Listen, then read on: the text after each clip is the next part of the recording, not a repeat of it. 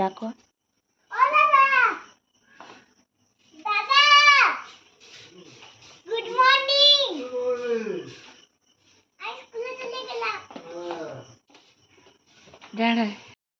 Good morning বন্ধুরা, সুতোপাঁচ ব্লকে সবাইকে স্বাগতম। তো আশা করি তোমরা সবাই ভালো আছো। তো যাই হোক, দেখো আমিও ভালো আছি।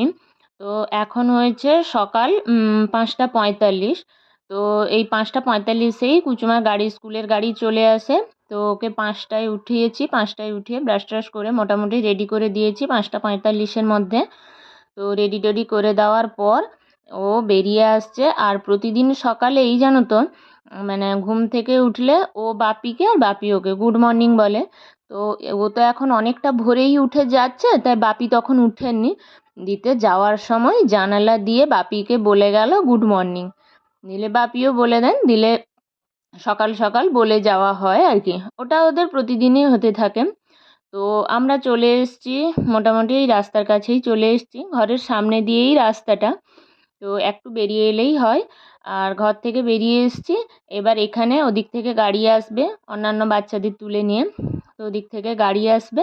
তো গাড়ি এলে ও উঠবে বলে ওখানে দাঁড়িয়ে আছি। তো ওখানে দেখো, মানে এত সকালে তো বাচ্চা উঠে, যার জন্য ওর চোখ থেকে ঘুমই ছাড়েনি। ও বলছে মামাম একটু কোলে নাও, একটু কোলে নাও, কিন্তু এখন তো কোলে নিতে পারবো না, তো তার জন্য তাকে নিয়ে দাঁড়িয়েছি। আর দেখো মাথায় আজকে দুদিকে একটু ঝুঁটি বেঁধে দিয়েছি, যেহেতু অনেকটা গরমে তো আর চুলগুলো এলোমেলো হয়ে থাকে, ওই জন্যে ঝুঁটিটা বেঁধে দিয়েছি।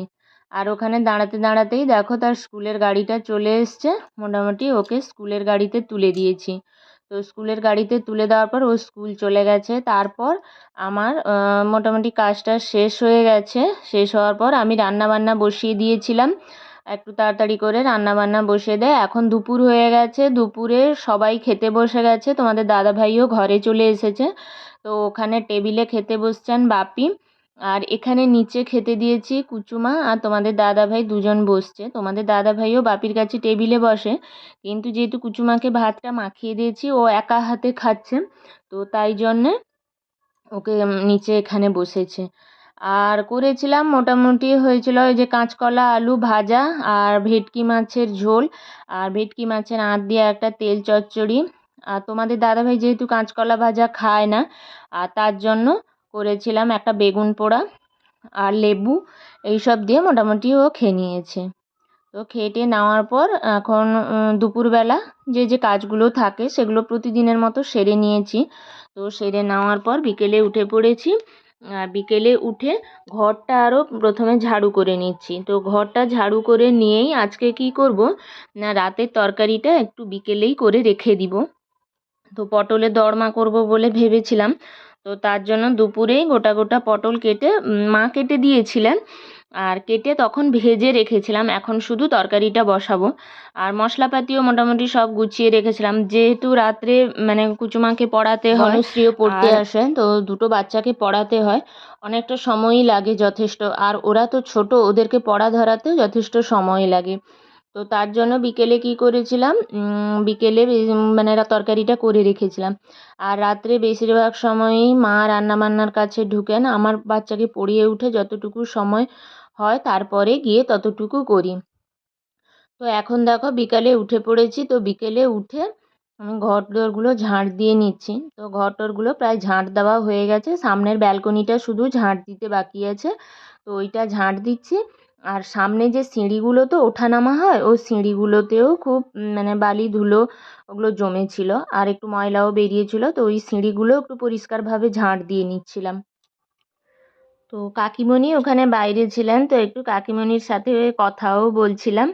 আর বাপির লুঙ্গিটা বাপি ধুয়ে শুকিয়েছিলেন বাইরে, ওটাকে তুলে নিয়ে এলাম। আর মোটামুটি কিন্তু কুচুমা এখনও ঘুম থেকে উঠেনি। তো আমি কি করি জানো তো, দুপুরবেলা তো খাট টাটগুলো একটু গরম লাগে। আর আজকে এমনিতে বেডশিটটাও কেচেছিলাম, তো মেঝেটা দুপুরবেলা খাওয়া দাওয়া শেষ করে মেঝেটাকে ভালোভাবে মুছে নিই, দিলে কুচুমা আর আমি ওই মেঝেতেই গড়ি। আর সিলিং ফ্যানটা না চালিয়ে আমাদের কাছে আর একটা টেবিল ফ্যান চালিয়ে নিই। তো ওইখানে মেঝেতেই গড়ি। তো কুচুমা এখনও উঠেনি, কুচুমাকে ডাকছিলাম যে উঠে পড়, ওকে আবার ঘুরাতে নিয়ে যেতে হবে। যাই হোক দেখো, তরকারি বসাবো বলে আদাটা বেটে ফ্রিজে রেখেছিলাম, কাজু বাটাগুলো আরও এখানে ছিল কিন্তু আদাটা ফ্রিজে রেখেছিলাম। তো আদা বাটাটা নিয়ে চলে এলাম আর মোটামুটি উনুনে ধরিয়ে দিয়েছি। এই যে পটলগুলো আগে থেকে ভেজে রেখেছিলাম আর এখানে মশলাও সব কিছু গুছিয়ে নিয়েছি। আদা বাটা, টমেটো, কাজু, তারপরে তরকারি বসিয়ে দিয়ে গেছিলাম মাথা আরও চিরুনি করতে। ওখানে তরকারি হয়ে গেছিলো, তারপরে তরকারি নামিয়ে নেওয়ার পর উপরে একটু ঘি দিয়ে দিয়েছিলাম। তো ওখানে কুচুমা রেডি হয়ে গেছে, ও একটু ঘুরতে যাবে বলে। তো সঙ্গে আমার ওড়নাটাও টেনে নিয়ে এসছে, মানে এতটাই তার তাড়া আছে যে তাকে সামলাচ্ছে না যে আমি ঘরের মধ্যে গিয়ে ওড়নাটা আনবো, তার জন্য তার সামলাচ্ছে না। তো যাই হোক দেখো, মোটামুটি ওড়নাটাকেও নিয়ে চলে এসছে আর আমিও নিয়ে নিয়েছি। আর আমি ব্যালকনিতে বেরিয়ে এসেছিলাম যাব বলে, ওকে একটু বেরু করাতে নিয়ে যাব বলে বেরিয়ে এসেছিলাম। তারপরে মনে পড়লো আমার ওই ঘরের পাশে একটা কাকিমণিকে একটু পয়সা দেওয়ার ছিল, তো ওই পয়সাটা আনতে মনে ছিল না। তো ওই পয়সাটা আনতে আমি ঘরের মধ্যে গেছিলাম। আর তখন দেখো কুচুমা একদম ক্যামেরার সামনে স্টিল পুরো পুতুলের মতো বসেছিল। দেখো, পুরো স্টিল পুতুলের মতো বসে আছে, একটুও নড়েও নি চড়েও নি, পুরো স্টিল বসে আছে। দেখো তোমাদের কেমন লাগছে তোমরা বলবে, হ্যাঁ। তো ফাইনালি দেখো আমিও চলে এসেছি, মোটামুটি ওকে নিয়ে যাই, ওকে একটু বাইরের থেকে ঘুরিয়ে আনতে হবে, মানে বাচ্চাদের ঘোরাটাও জরুরি, না হলে ওদের মনের পরিবর্তন ঘটে না, তাই জন্য ওকে একটু ঘুরিয়ে আনতে যাচ্ছি।